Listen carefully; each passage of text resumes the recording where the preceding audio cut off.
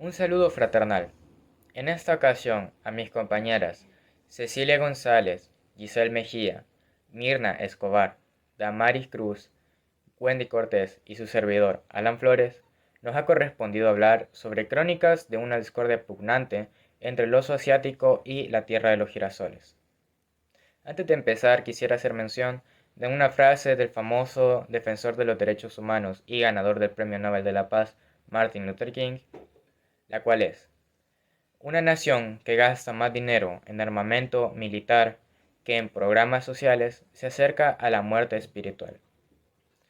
En el mundo actual, con tantos conflictos y problemas, por el cual las naciones están siendo guiadas por sus propios intereses y en su búsqueda constante del poder, el único resultado que obtenemos son las guerras. Es por eso que en el presente video se han retomado los aspectos más relevantes e importantes del conflicto bélico entre Rusia y Ucrania. Teniendo en cuenta los inicios de este, los cuales fueron la independencia de Ucrania en el año 1991 y la separación de la Unión de las Repúblicas Socialistas Soviéticas, o también conocido por sus siglas URSS, en el mismo año, tenemos como resultado que Ucrania siempre ha buscado la unión con Occidente, reflejándose así en la intención de ser parte de la OTAN. Tomando en cuenta como concepto de guerra híbrida la integración regional, políticas exteriores e internacionales que optaron ambos países del mismo modo, analizando el sistema bipolar rígido y el paradigma realista que describe la relación bélica de estos con el fin de que obtener un punto de vista basado en conceptos y teorías que expliquen las posturas de los actores en el conflicto. Es importante mencionar que el pasado 24 de febrero del año 2022, el presidente ruso Vladimir Putin dio la orden de a sus tropas de invadir el territorio ucraniano, desencadenando un conflicto violento y ocasionando inestabilidad en asuntos políticos, económicos y sociales. No solo en el territorio donde se estaba llevando a cabo el ataque, sino también que tiene repercusiones a escala mundial. Además de las sanciones económicas que se le han impuesto a Rusia, como la reacción de lo anterior, lo que se generó fue el aumento del precio del petróleo, el cambio en las relaciones diplomáticas entre ambos países, una crisis migratoria, el abandono de ciertas empresas y servicios, asimismo creando problemas con los civiles, entre muchos otros. La guerra entre Rusia y Ucrania ya cumplió 20 meses desde que el gobernante Putin mandó a su ejército a invadir Ucrania. Dicho lo anterior, es posible catalogarlo como un macroconflicto, debido a los elementos que éste posee. Entre ellos podemos mencionar los múltiples ataques internos que han tenido entre ambos países, y a pesar de que ambos reciben un apoyo monetario o informativo de distintos países aledaños, no se incluyen más allá de lo político. Puesto que no hay apoyo militar como tal, no se incluyen fuerzas militares aliadas o ataques directos. No hay más que un apoyo económico y social, evitando que se involucren más países del mundo, haciendo que este conflicto sea uno cerrado, en el que solo son partícipes el Estado ruso y el ucraniano. Debido a estas razones que se cataloga como un macroconflicto, se puede tomar como referencia de otros macroconflictos a los ejemplos que explicaremos a continuación.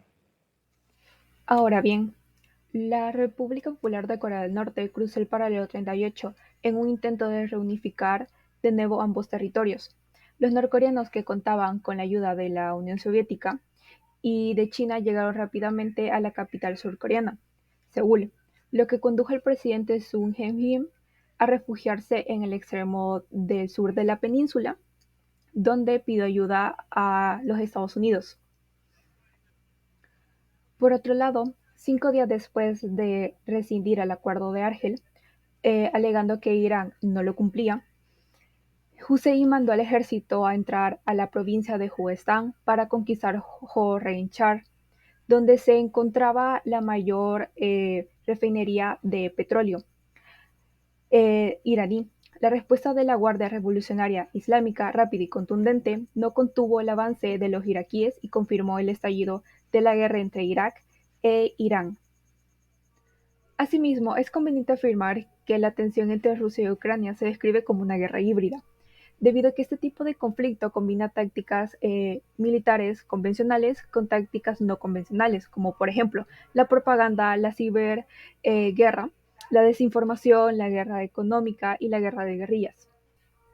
Por lo cual, el objetivo de este tipo de guerra es destabilizar al enemigo, erosionar su capacidad de resistencia. En este caso, como lo podemos ver en el conflicto, Rusia ha utilizado una combinación de tácticas militares y no militares para someter a Ucrania. Por ejemplo, Rusia ha concentrado casi 200.000 soldados en las fronteras de Ucrania, al igual que ataques masivos por tierra, aire y mar. Y además ha argumentado que está protegiendo a poblaciones de habla rusa en regiones como Donetsk y Luhansk. También Rusia ha utilizado tácticas no convencionales como lo son la propaganda y la desinformación para influir en la opinión pública y destabilizar a Ucrania. La guerra híbrida ha tenido un impacto económico en Ucrania, ya que Rusia ha utilizado la guerra económica para debilitar la economía ucraniana. En resumen, la guerra híbrida, como ya se ha mencionado anteriormente, es un tipo de conflicto que combina tácticas militares como tácticas no militares para destabilizar al enemigo y erosionar su capacidad de resistencia. Dicho esto, en el caso del conflicto entre Rusia y Ucrania, Rusia sí ha utilizado tácticas militares como también ha utilizado tácticas no militares para someter a Ucrania. En modo de ejemplo de este tipo de guerra, tenemos a la guerra del Líbano de 2006.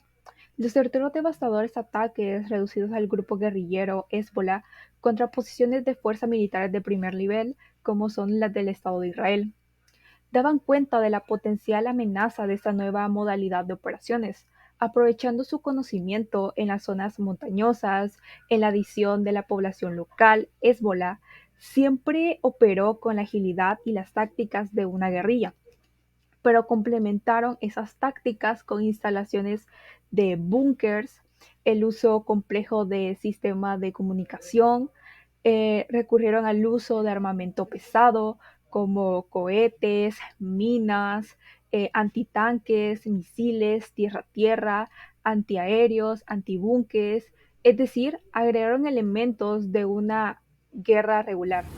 Continuando, les hablaré acerca sobre el análisis de los modelos de integración regional en el juego y el conflicto y la falta de cooperación económica, de la rivalidad geopolítica y de la descripción del sistema internacional anárquico. Continuándoles, como tercer punto, la disputa entre Rusia y Ucrania se encuentra sobre el Mar Negro. Lo que se considera esto es como un elemento importante en el conflicto. Sin embargo, las afirmaciones del presidente Vladimir Putin resaltan que aún con el apoyo que se le brinda a Ucrania, el rumbo del conflicto no tendrá cambio alguno. En esta lucha se ilustran las dinámicas complejas de integración regional y la rivalidad geopolítica. Ucrania ha buscado una mayor integración con Europa Occidental. Sin embargo, Rusia se opone firmemente en lo que considera una esfera. Abundando un poco más en el tema, les hablaré acerca de la segunda instancia, que debe señalarse esta, que es la tensión que se refleja en las diferencias en los diferentes también modelos de integración regional entre Europa Occidental e Eurasia. La Unión Europea representa un regionalismo supranacional enfocado en las instituciones compartidas y la cesión de soberanía. En contraste, y para dar un poco más de forma y énfasis, en Eurasia predomina un regionalismo protagónico, es decir, este está liderado por Rusia con instituciones débiles y una soberanía nacional protegida. Por lo tanto, el conflicto actual ilustra una clara falta de integración regional, que está completamente dominada por una rivalidad geopolítica, no una cooperación económica, y existen diferentes niveles de integración regional, desde los acuerdos de un libre comercio hasta las uniones económicas que está influyendo en esa situación y que están presentes. un poco más para abundar en el tema, hubo momentos en que las personas querían ser amigos de Rusia y que ahora bien no ha sido así. En este cambio, como tenemos las otras instancias de los otros países, aquí ha cambiado las percepciones y que hizo que Vladimir Putin fue a poner al pueblo de Kryvyi en su contra y en contra de Rusia. En este caso, la guerra de resistencia que ha tenido contra la invasión en Rusia, una forma de ejemplificar son las fuentes o pasiones nacionales con el objetivo distintos de la integración regional y que puede desatar y superar esta discordia. Requería reconciliar los modelos divergentes del regionalismo y la identidad nacional. En este punto, la inarquía describe un sistema internacional descentralizado donde hay una autoridad global que imponga el orden entre Rusia y Ucrania. Son estados soberanos, los cuales por medio tienen que resolver un conflicto. La distribución de poder entre estados determina las posibilidades de un conflicto o cooperación. Tanto puede llevar al equilibrio de poder entre Rusia y Occidente de la Europa, y en este sería un factor clave en el cual los estados buscan garantizar la supervivencia de la seguridad tanto internacional como nacional. Ok, ahora es momento de continuar con la realidad actual del conflicto. Se puede mencionar que las fuerzas ucranianas mantuvieron la resistencia ante una nueva ofensiva en el este de Ucrania. A pesar de los constantes ataques, las tropas ucranianas siguen defendiendo valientemente sus posiciones. Y por otro lado, la Casa Blanca afirmó que Rusia está llevando a cabo ejecuciones entre sus propias tropas por desacato. En Estados Unidos dice que Rusia está ejecutando a sus propios soldados y ha amenazado con ejecutar unidades enteras por no obedecer órdenes superiores. Según el reportaje de CNN News 2023, esto da cuenta del grado de violencia y severidad dentro de las filas rusas. ¿Por qué mencionamos estos dos puntos? Pues porque nos ayudan a entender la interacción entre estos tres países, Ucrania, Rusia y Estados Unidos. Básicamente estamos hablando del uso de la fuerza militar, ya que busca tener bajo su dominio a su país oponente. En este caso, Rusia intenta contrarrestar las ofensivas ucranianas. Ante esto, Ucrania resiste a los ataques rusos y contraataca. Por otro lado, la influencia y la postura pública que maneja Estados Unidos frente a este conflicto, en el cual afirma que Rusia amenaza a sus propias tropas con tal de mantener vigente el conflicto. Referente a estas afirmaciones y operaciones de ataques de los mencionados anteriormente, cabe recalcar que cada estado toma las decisiones y medidas que mejor le convengan a su país. Cada país está tomando decisiones pensando en sus propios intereses. Rusia quiere recuperar su territorio y considera históricamente suyo. Ucrania lucha por su soberanía y Estados Unidos vela por sus intereses geoestratégicos en la región. En otro punto, actualmente la política exterior ucraniana ha tomado la decisión de orientar la evacuación de las familias que viven cerca de la línea del frente en decenas de asentamientos de las regiones de Donetsk y Gerson. Esto ante el recrudecimiento de los ataques rusos sobre objetivos civiles. Rusia intensifica los ataques e incluso hemos visto imágenes de cargadores de policías ucranianos yendo casa por casa en edificios semidestruidos, buscando convencer a los pocos residentes que quedan de que deben evacuar cuanto antes. Sin embargo, no todos están dispuestos a abandonar sus hogares. Dentro del informativo se muestra que a pesar de los bombardeos que caen muy cerca, hay personas que se niegan a abandonar sus casas.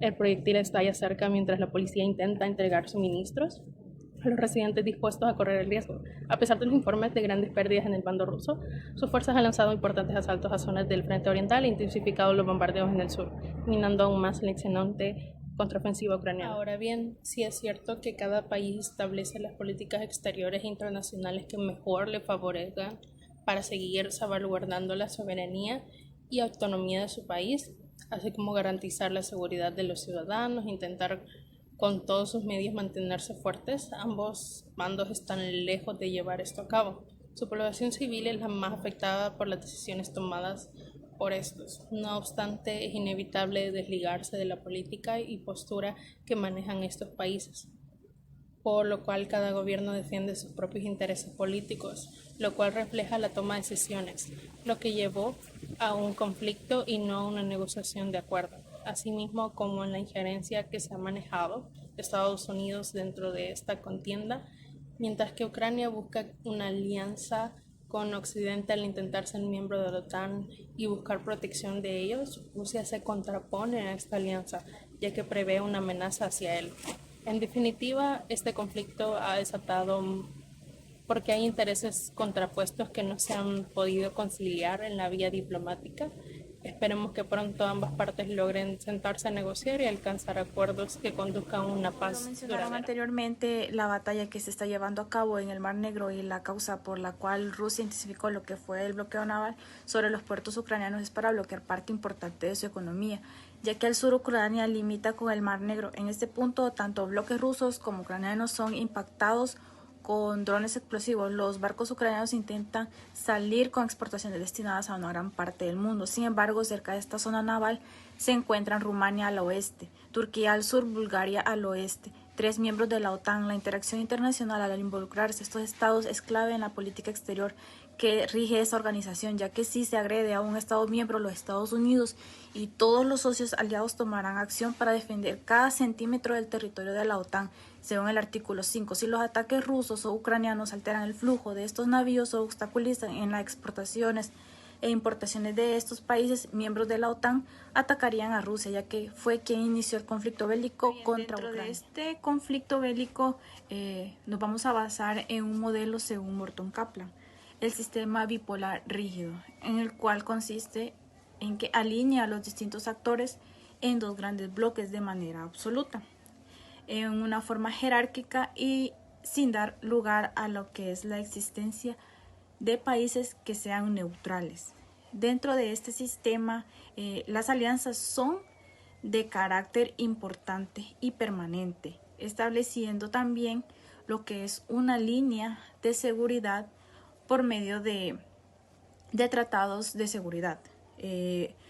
También pueden ser los tratados internacionales en este caso, que se vuelve que dentro de su rigidez al argumentarlo con este tipo de modelo sistemático, la postura de seguridad que estableció Rusia fue la invasión a Ucrania, dado que este estaba en términos de unirse con la OTAN. En consecuencia, Rusia lo que hizo fue buscar impedir que se llevara a cabo esta unión. Esto para proteger su seguridad y evitar que Estados Unidos estableciera lo que son bases militares en el territorio ucraniano por medio de la OTAN, cerca de su territorio, ¿verdad? Porque la alianza de estos no favorece en nada lo que son los intereses rusos. Si bien cada estado buscará sus propios intereses y la posición en cuanto a defensa, esta se puede dar antes de que suceda algún atentado o algo similar a sus fronteras. Mientras su poder se encuentre amenazado, este tomará acción para evitar posibles daños. Se puede apreciar lo que es el paradigma realista, puesto que mucho antes que se iniciara el conflicto, en el año 2022, Rusia terminó anexionando la península de Crimea en el año 2014. Desde la perspectiva realista, Rusia busca mantener su influencia en Ucrania y asegurar también sus fronteras occidentales con sus potenciales adversarios de la OTAN. Además de preservar su poder, su seguridad nacional, para lo cual interviene en Ucrania para así proteger sus intereses estratégicos, como por ejemplo, teniendo control de Ucrania le permite lo que es tener acceso directo al Mar Negro. Según la lógica del paradigma clásico, Rusia busca maximizar su poder, su seguridad en su entorno a expensas de las normas internacionales o de cualquier opinión de las Naciones Unidas. A modo de conclusión, el conflicto ruso-Ucrania que da comienzo en el año 2022 con la invasión de Rusia de tierras ucranianas tiene como uno de sus antecedentes más destacados e históricos que fue el desmembramiento de la URSS en 1991, del cual Ucrania formaba parte, y que a partir de esto se fue formando un cierto desacuerdo a lo largo del tiempo que fue evolucionando al término de desembocar en una guerra. Se puede decir que es un conflicto que ha sobrepasado las fronteras y ha generado un gran impacto económico a escala mundial, por lo cual ha llamado la atención de medios de comunicación y diversas organizaciones por la violación de los derechos humanos y las innumerables muertes de las víctimas, así como las débiles relaciones diplomáticas entre estos dos países, y es por eso que se ha podido identificar que este conflicto es un macroconflicto, ya que se da en una región específica. Por otro lado, también se identifica por ser una guerra híbrida, ya que se involucran una gran cantidad de estrategias y tácticas que Rusia ha empleado para reprimir a territorio ucraniano. Por otro lado, se puede percibir que este conflicto manifiesta una cierta integración regional, ya que al ser Ucrania el territorio más desfavorecido, busca la integración económica y política con distintos países de la región euroasiática. De igual manera, se muestra el apoyo que recibe de parte de diferentes organizaciones y de las potencias supranacionales, de forma indirecta, con el objetivo de sobreponerse a las influencias rusas por el supuesto de salvaguardar la soberanía de Ucrania. Sin embargo, se puede decir que las ayudas encaminadas a Ucrania es como un apoyo disfrazado para ocultar la verdadera intención, que es de evitar que Rusia extienda sus fronteras y su poder en zonas estratégicas y importantes como el Mar Negro. Por su parte, la política exterior dentro de este conflicto juega un papel fundamental, porque con ellas busca favorecer y salvaguardar el territorio de los estados, y se ve reflejada precisamente en las decisiones que los líderes toman a favor de la población. No obstante, se evidencia que las decisiones de estos líderes han tomado no están encaminadas hacia el bienestar de la población. Al contrario, se percibe cada vez más la violación de los derechos y el sinnúmero de víctimas que este conflicto ha traído. Asimismo, se puede evidenciar que este conflicto es un ejemplo de sistema bipolar rígido, porque Rusia considera una amenaza el hecho de que Ucrania se una a la OTAN.